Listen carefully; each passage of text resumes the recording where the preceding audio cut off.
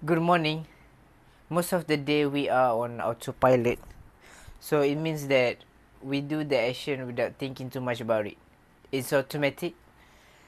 Because why? Because our brain likes to do this kind of thing. Because if our brain is kept thinking about what you're gonna do next, what all those simple things that you wanna do, what happens is your brain will be overwhelmed and it will be overloaded. You will be crazy.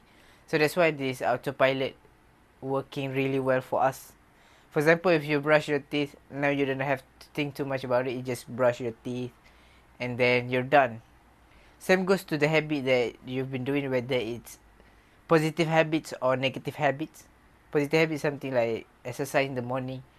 You do it automatically, it has become a habit and it's work for you. And for the bad thing, maybe you doom scrolling a lot, you watch a lot of cheap shorts, cheap dopamine producing activity. You doom scrolling of all the shots in the YouTube. You give yourself like instant dopamine, but it's cheap. This thing also you do it automatically. You don't think about it. You keep scrolling, and what happens is one moment you see, oh, it's been 20 minutes already. You don't realize of that at first as you do this kind of activity. So that's why it's dangerous when it comes to this. And there are few things that I am more aware of now to monitor myself to make sure that I didn't do these negative things automatically that can cause me failure in my life, which what I call an error judgment. When we do it over time, it will create everlasting failure. So the first one is to be aware of your breathing. I've listened to this Roger Lee, Roger Love, sorry. He talked about breathing exercise to always breathe into your diaphragm, which also people call it belly breathing. You inhale it and imagine it like a balloon, and your mouth is the opening of that balloon, and then you release it. So I've been using this a lot because when you're talking, the 50% of your problem when you're speaking, when you don't have enough volume, when you don't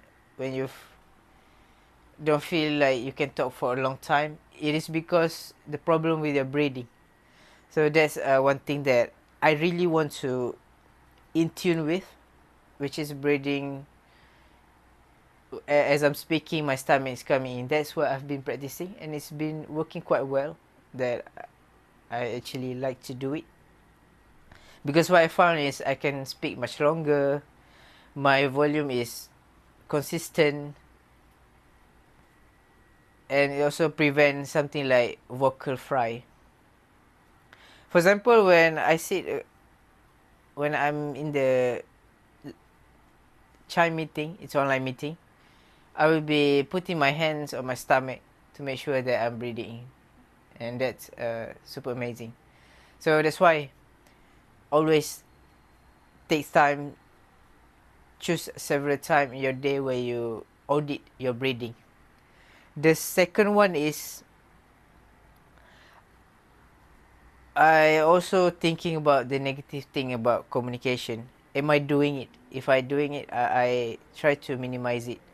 Try to make commitment to not do it. So all these things are they're called leeches of communication and deadly sin of communication. For leeches of communication is you trying to look good.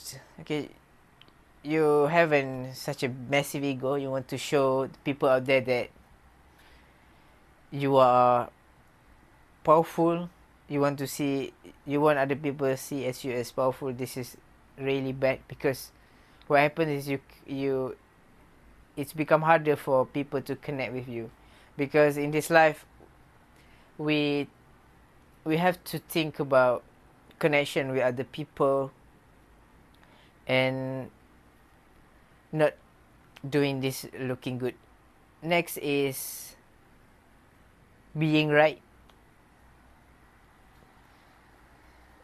This is the deadly sins. So for the deadly sin, one thing is you complaining a lot,